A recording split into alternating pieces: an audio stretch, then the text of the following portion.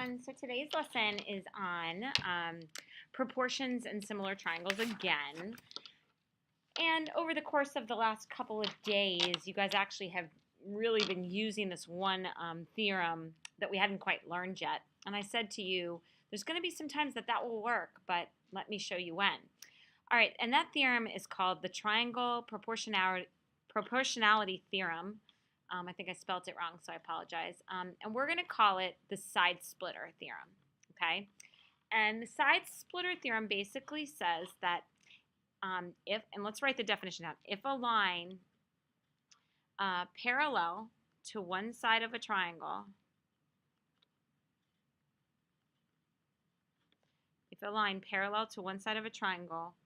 intersects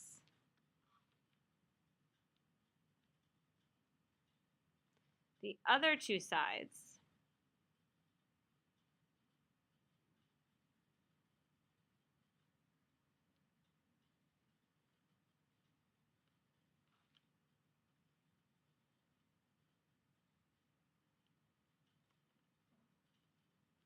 then it divides it proportionally.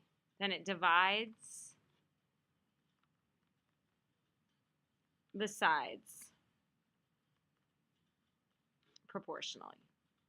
Okay, so this is specific to the overlapping triangles that you see. So it says if a line, so QS, if it's parallel to, or TU is parallel to one side of the triangle, so TU is parallel to QS, and it intersects side QR and SR, well then it divides the sides of the triangle proportionally. So let's call this X, Y, R, and S. That would mean that X over Y equals R over S, or Y over X, because I could flip it, equals S over R. Okay?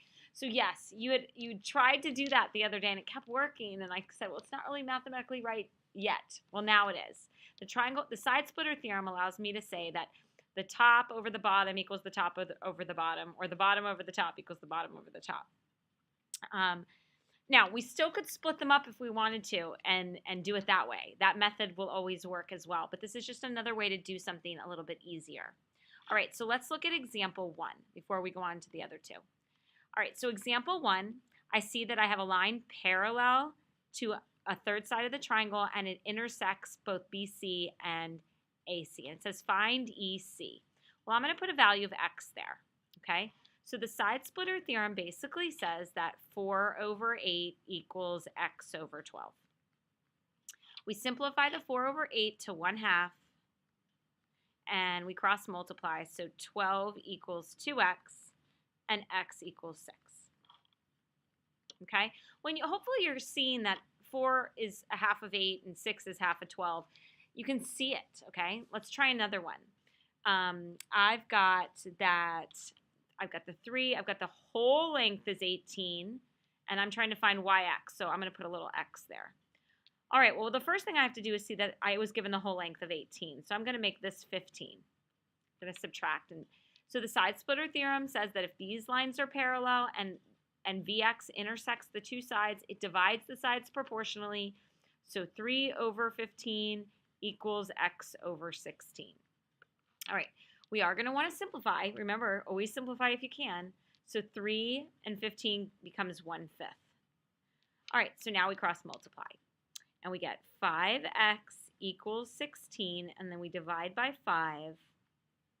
So x equals, let's see, what is that? 3 and 1/5. Okay? All right, so let's go on to the next example, example 3. Again, it says, determine whether MN is parallel to GH.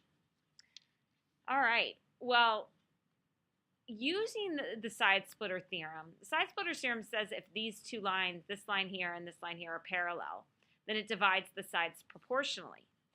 Well, what if we are able to prove that the sides are cut proportionally? Well, then that would prove that the lines are parallel. So let's see, how would we do that? Well, we check our proportions. We would do 21 over 56. I just tend to put the smaller one on top, but it doesn't matter. Equals 16 over 48. And I actually looked at this and I was like, wait a second. 21 over 56 reduces to 3/8. And 16 over 48 actually simplifies to 1/3. Those are not in proportion, so the lines are not parallel. The lines are not parallel. All right, I want you to try example 4. So press pause and try it and then come back. Tell me if PQ is parallel to TR. All right, so you tried it and you probably did 9 over 24 or 24 over 9 equals 9.75 over 26. I probably would have grabbed my calculator in this case because of that 9.75. I simplified this and I got 0.375. And on this one over here, I simplified it and I got 0.375. Oops, sorry, 0.375. So the sides were in proportion, so that tells me PQ and TR are parallel. So I could say yes, they are parallel. All right, let's go on to the next piece. We're going to go to the corollary. The corollary to the side splitter theorem. The corollary to the side splitter theorem is that this idea of lines being parallel, splitting things proportionally, works beyond triangles. So if 3, and actually if 3 or more, so if 3 parallel lines intersect 2 transversals,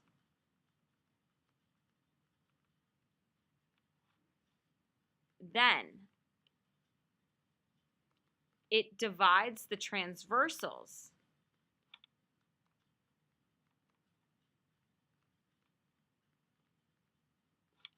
proportionally. Okay? All right, so that means that these you can see are the parallel lines. These are the marks right here. It's saying that YW over WU is equal to ZX over XV. So the sides are being split proportionally. All right, so let's try some examples of what that means. So if you could turn to page 28 to example number 5. It says, what is the length of TU? So I'm trying to find this length right here. I see 3 lines, but they don't seem to be marked parallel. But I do see that angles 1, 2, and 3 are all congruent. So if these lines are congruent, they are corresponding angles, which makes the lines parallel. So I have 3 parallel lines cutting through 2 transversals, which means that the corollary to the side splitter theorem tells me it cuts them proportionally. So then 9 over 15 equals 11 over x. All right, I'm going to simplify 9 and 15 to 3/5. I'm going to cross multiply. So 3x equals 55. And then I'm going to divide by 3. So x equals, what is that? 3 into 55. 3 goes into 5 once. And 3 goes into 25 8 times.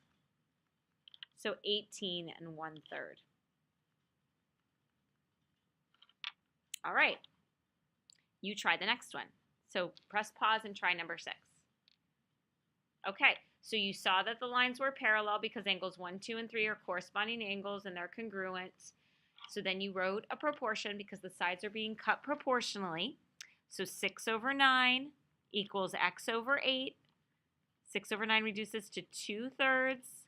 You cross multiply, you get 16 equals 3x. And you divide by 3. And 16 divided by 3 is 5 1/3. Lots of fractional answers, aren't there? All right, one more thing to learn, and this one's a little bit more challenging. All right, so this one's called the triangle bisector theorem. The triangle bisector theorem involves a ray that bisects an angle. So if a ray bisects an angle of a triangle,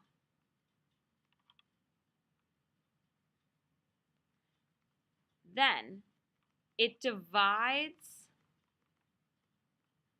the opposite sides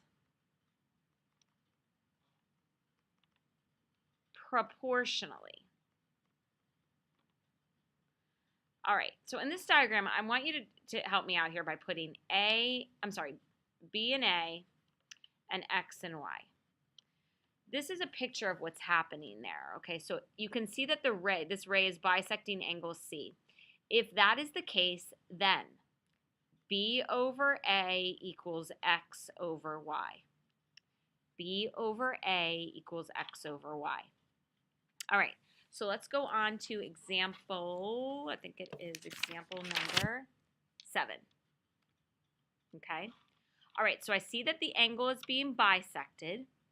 So that means that the sides are being cut proportionally, but it's actually BD and DC. And this is going to happen a lot.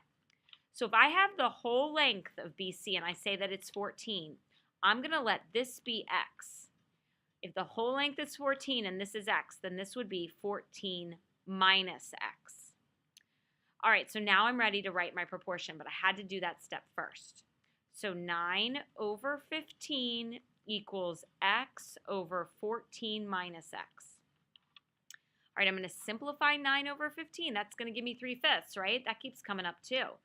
Now I'm going to cross multiply, and I'm going to make sure that I multiply that 3 to the whole expression.